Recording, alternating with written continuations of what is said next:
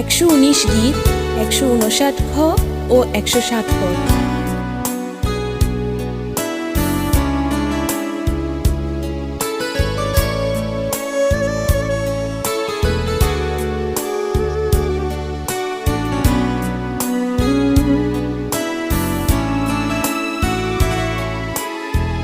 হে সদা প্রভু তোমার অটল ভালোবাসা অনুসারে আমাকে নতুন শক্তি দাও।